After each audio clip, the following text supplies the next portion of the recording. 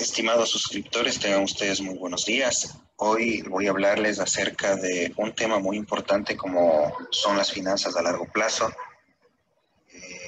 en donde vamos a interiorizar más en los términos financieros en el sentido de identificar los factores que inciden en las decisiones de inversiones a largo plazo.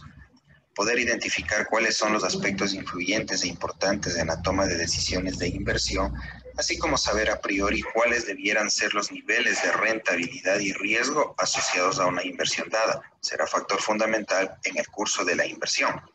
Modelar matemáticamente los datos de flujos esperados que dará una inversión contratada a la tasa de rendimiento que se espera del proyecto podrá demostrar e indicar qué tan acertada será la decisión de llevar a cabo o no un proyecto dado.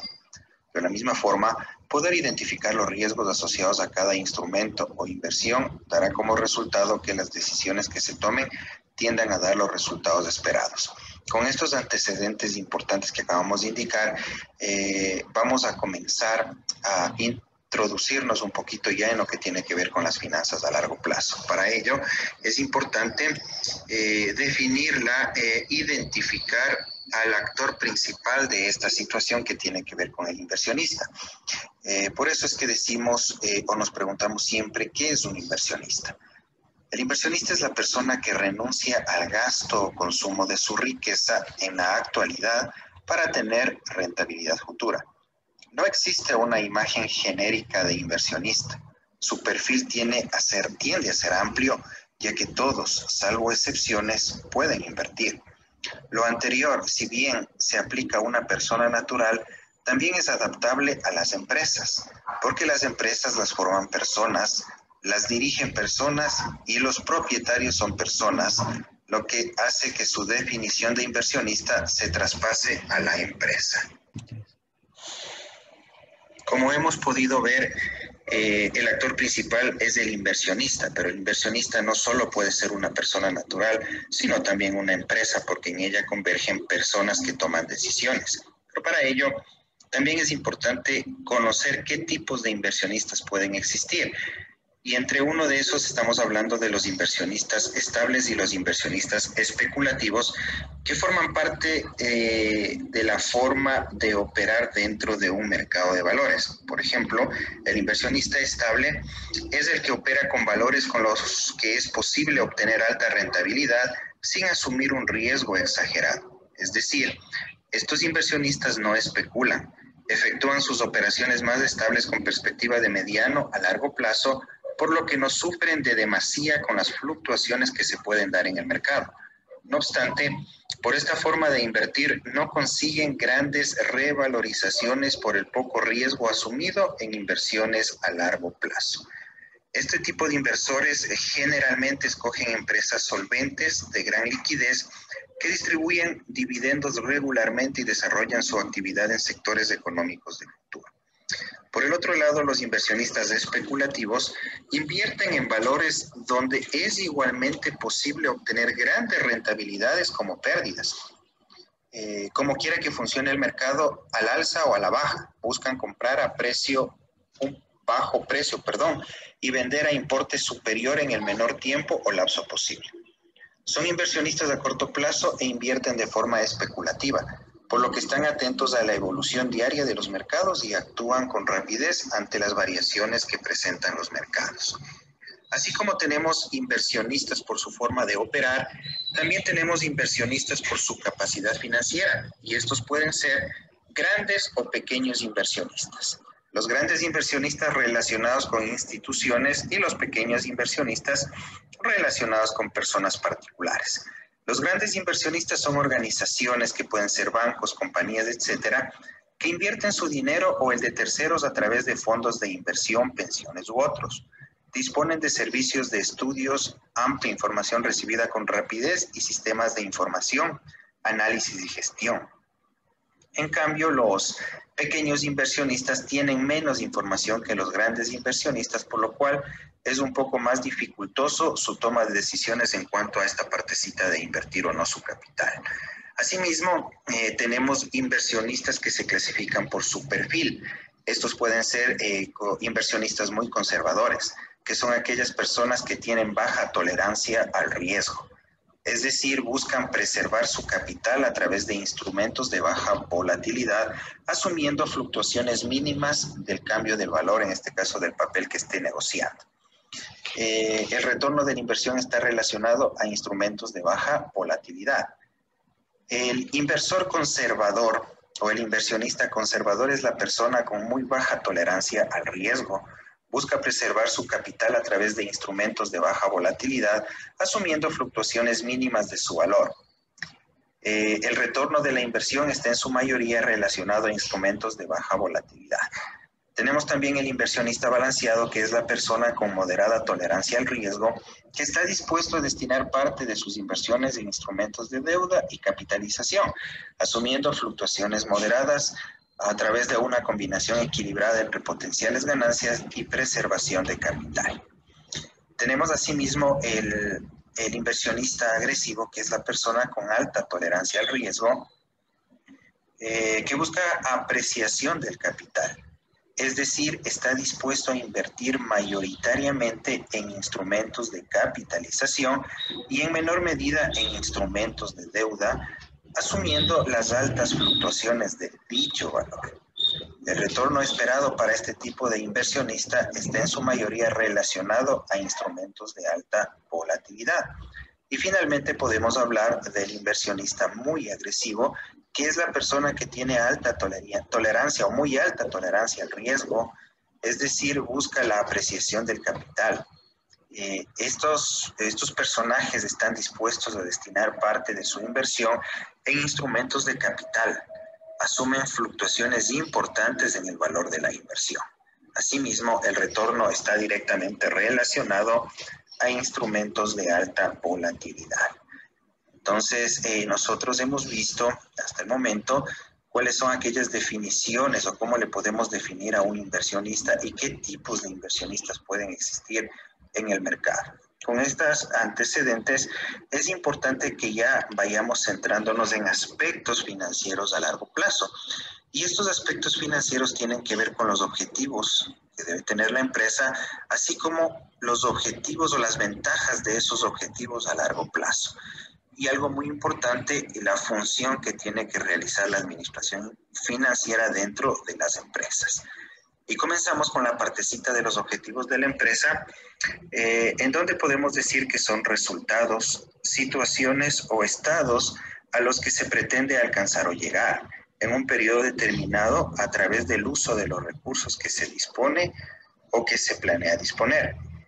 Establecer objetivos, como todos sabemos, es esencial para el éxito de la empresa y sus proyectos, puesto que ellos establecen el curso a seguir y sirven de fuente de motivación para los miembros de la misma.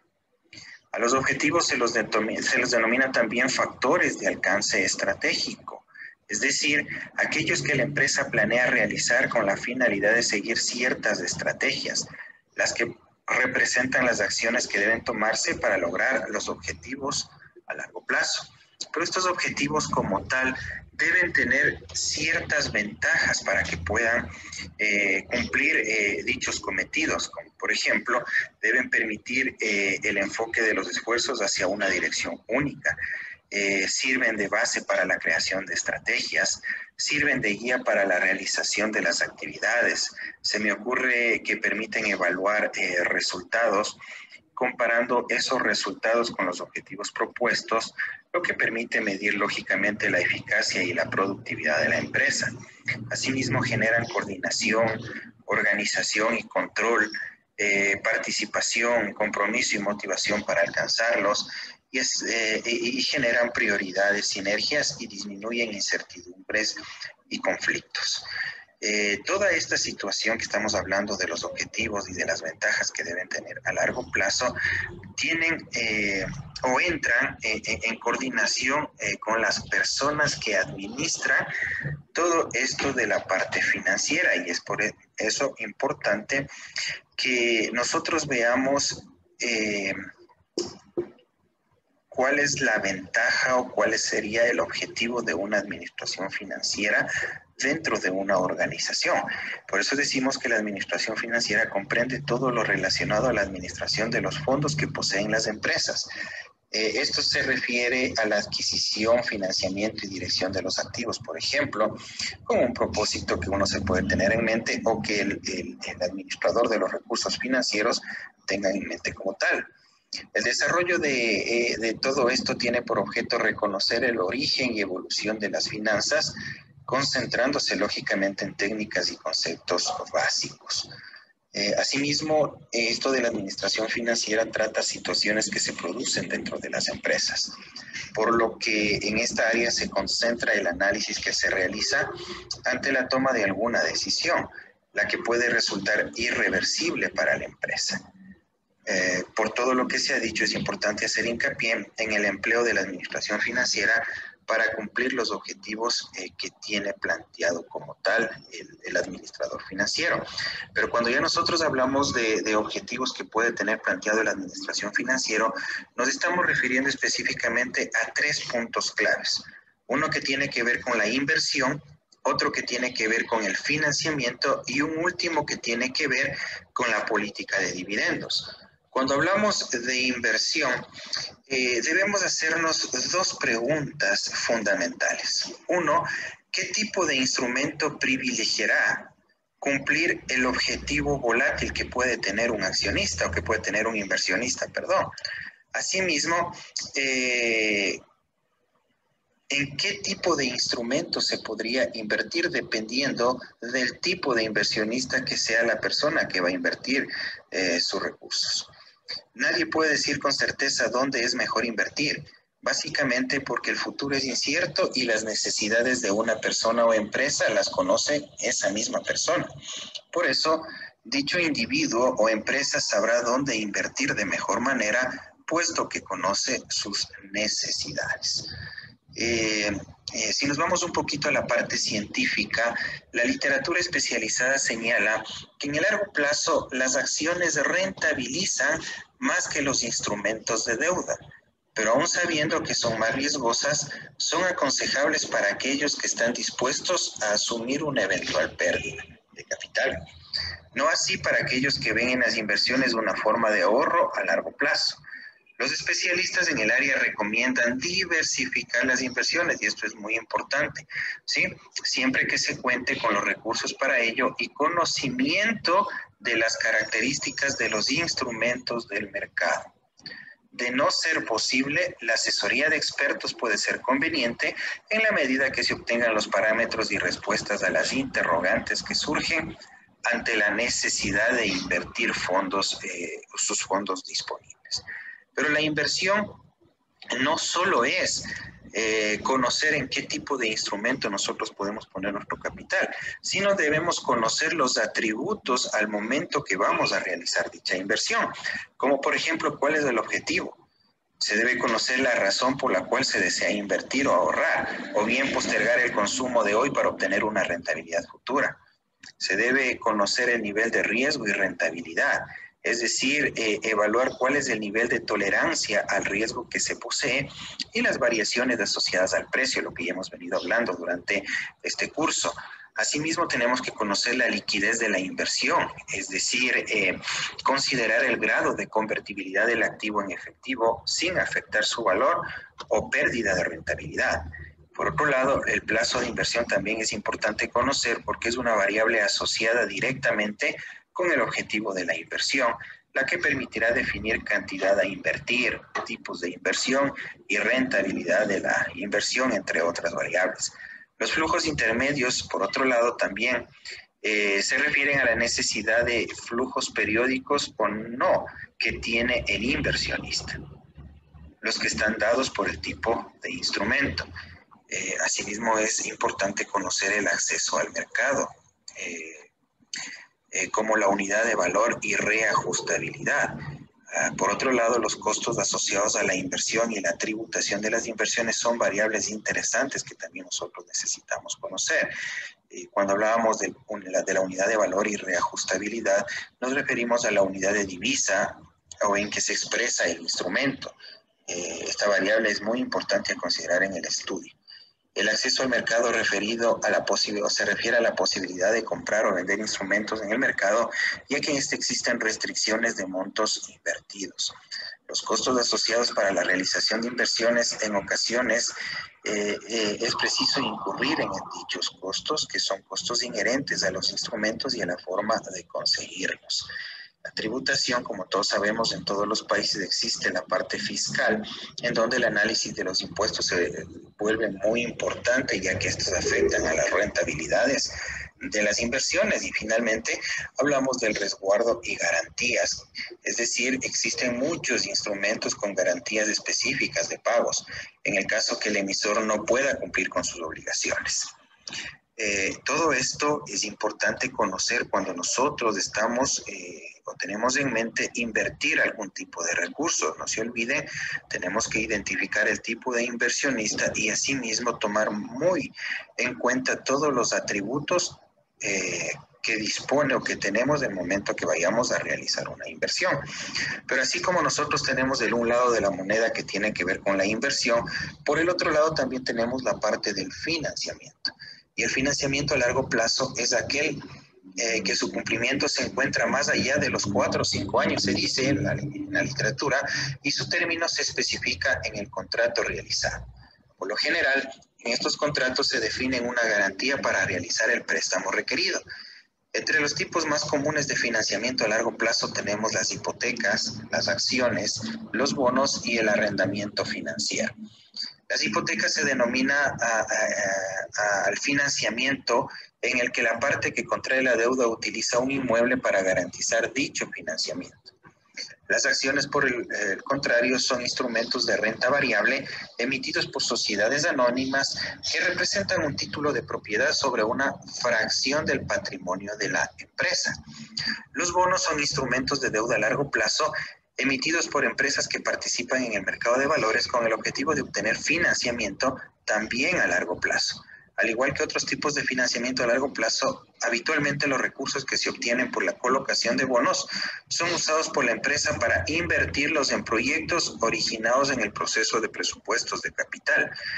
Y finalmente, por el lado del leasing o el arrendamiento financiero, esta modalidad de financiamiento es muy habitual y consiste en un contrato de arrendamiento donde el cliente o arrendatario adquiere el uso y goce de un determinado bien de capital a cambio del pago de una renta de arrendamiento, teniendo la opción de comprar dicho activo en el futuro.